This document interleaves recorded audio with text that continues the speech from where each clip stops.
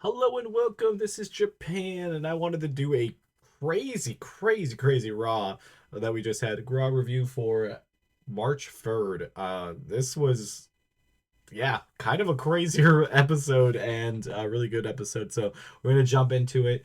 We started off with CM Punk coming down there and just the pipe bomb was bad, but this was pretty close to just some of the craziest stuff that he was saying and going after The Rock, after Cena, and obviously after Seth Rollins. And then Seth Rollins came down and they brawled. And they're actually getting a cage match next week, which I'm fine with the match. I feel like the cage match should have been reserved for WrestleMania, but I guess maybe they're gonna set this match up, probably have Rollins win, and then get in there for a maybe triple threat with Roman returning. I think that was kind of what people were thinking that might be the match, and I'm down for it. And this feud's absolutely cooking just in itself. This was S tier, great way to start off the show. And then we went to a Gunther versus Otis match. Obviously, like Gunther's just trying to prove a point by taking out the Alpha Academy, which I honestly don't think it's the worst thing because both Tozawa and Otis didn't look too bad against Gunther. The match itself was pretty decent. I mean, wasn't really going to be meant to do too much. Kind of give Gunther kind of like picking on him to a little bit of a rise back, but then eventually getting just clobbered down. And then that had at the very end, then Gunther going after Otis, and then Tozawa trying to do something, but he couldn't. So then Jay had to come down, and then Jay gets jumped by A Town Down Under, and he finally gets to them off away from him, and then Gunther takes out Jay. I was like, the whole segment itself was really solid. I put it in B. The match was pretty good. I'm liking it. I'm liking the feud. I feel like they need to switch it up, which I think next week it's Jay versus Grayson Waller, so I think they will switch it up a little bit, and I'm fine with that. Then we had a couple segments. I just kind of put them in the middle. I think they kind of split in between some of these, but we had Ludwig go out there and talk about getting his attention back onto him, and then Penta interrupting him, and they're having a brawl. I actually like this like feud that they're doing. I think it's pretty good. I really wish there was like a little bit more like skin in the game type thing, like that maybe they could kind of wrap it into maybe like a Braun Breaker thing, and kind of have the IC title also involved. I think that would really elevate the feud and elevate the IC title too. But I guess we'll see. I thought it was a pretty good segment. I'm gonna put it in A. I'm liking what they're doing. I just keep at it because it gives this mid card a really healthy, um, just life to it. Then we had AJ Styles talking about how he wants to show Logan Paul something, and then Karrion Cross coming down to do Karrion Cross things. He's already turned AJ Styles the one time, so I don't think that's really what he was doing, but I like it. I'm cautiously optimistic to at least give AJ Styles a match. I think him versus Logan Paul would be a pretty decent match to put on the WrestleMania card. Also, Chad Gable got like a strange box. I'd probably put that also like in the A thing. For whatever reason, I forgot to include that one, but that was still a pretty good segment. I think that was around the same time. I'm kind of interested to see it. If it's a mask, I'm gonna instantly F tier that whole entire feud if it's a mask in that box because that's just kind of dumb. But I'm hoping it has something to do with like maybe Alistair slash Malachi Black coming back. That would be the ideal situation. Then we had Finn Balor cutting a promo down in the ring on Braun Breaker, which ended up into a little bit of a brawl. Well, with Finn escaping, but Braun Breaker taking out Carlito. I'm kind of cool with this feud. I definitely don't think this should be Braun's WrestleMania match, but I'm cool with him feuding with the Judgment Day for the next couple weeks. I think that could get some decent matches in there, like maybe Braun versus like maybe Carlito next week, and then maybe him eventually defending the title against Finn Balor.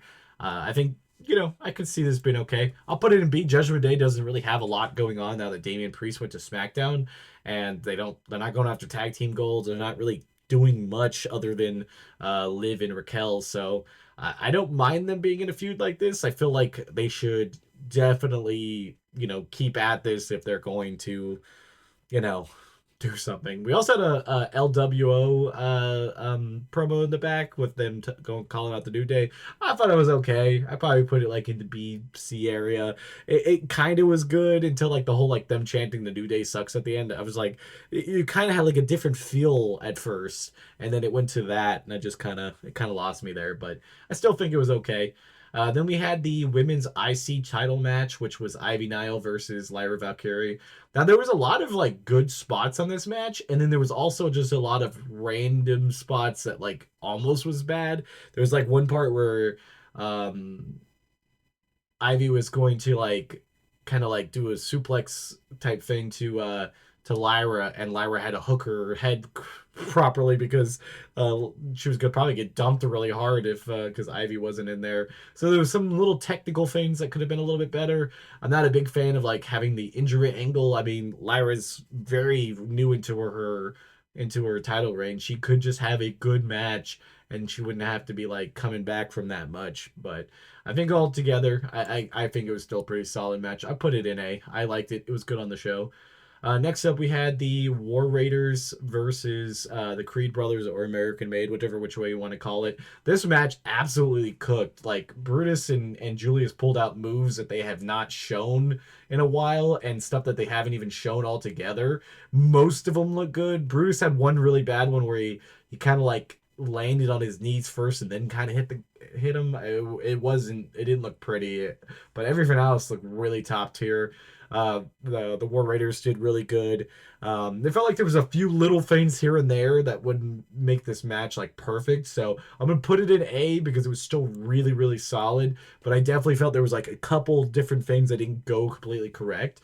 But I do like this feud, and I do kind of hope we somehow get another one of these because they're pretty much the only two tag teams that are kind of fighting for the titles with everybody else just kind of at the bottom, just kind of having no nothing feuds. So we need either another strong tag team or just a couple more of these matches to do it.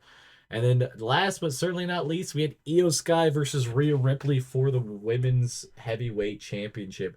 Now this was crazy because obviously Io won, and that was just an insane decision, but I absolutely love it.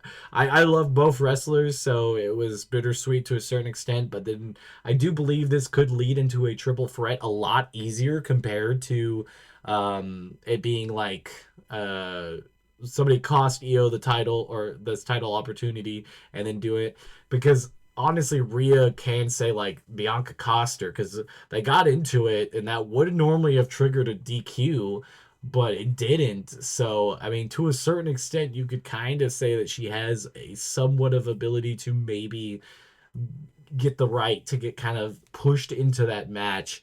You never know, but I feel like there's still like there's that slight thing that could work. And I thought it was a crazy decision, but such a bold decision favors like this crazy road to WrestleMania because like nobody thought this was going to be the thing. Everybody thought Io was just going to like lose somehow.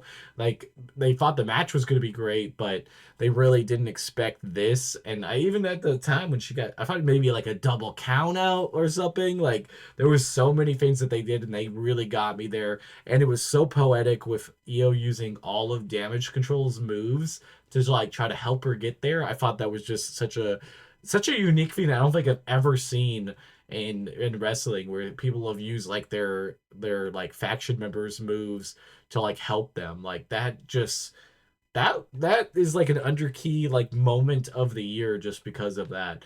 Obviously, this match is S tier. The match was great. This is exactly what we needed because Rhea could have a good match with Io, and like if you add Bianca in there, I really think if they make this triple threat at WrestleMania, it will be one of the best matches. Like just on paper, like skill and everything involved, it will be one of the best matches of the both nights. You know, it will be there. It'll probably be the top match. Might not be like the craziest story and make a lot of sense, but I'm on here. I'm here for the ride. I'm really excited though. WrestleMania has definitely kicked it up a gear because everybody was kind of I don't know. Everybody kind of felt like lackluster after Jay winning because either people were really upset because Jay won, or people were upset because so many people like got upset about Jay winning. So you were stuck in all these camps, and people didn't want him challenge Gunther again, but it didn't make sense to challenge Cody, so then they didn't think he made sense for him to win. And that ends up being a really good match, I think, and a really good rivalry that they've been putting together. So I think it was the right decision. And having John Cena turn heel and go after Cody is another phenomenal decision. I think Charlotte, even if you don't like her, I think is a really good competitor to Tiffany Stratton. Now, that one kind of just depends because, like, if Tiffany wins, I think it's good. If Tiffany loses, it might not be the best.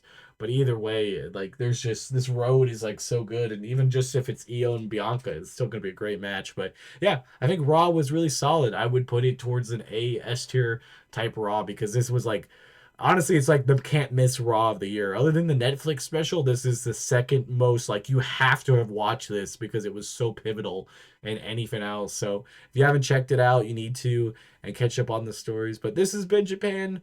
Tell me if you guys been liking these reviews. I've been liking doing them, so we're gonna continue with them. So we'll see you guys next time. Bye, guys.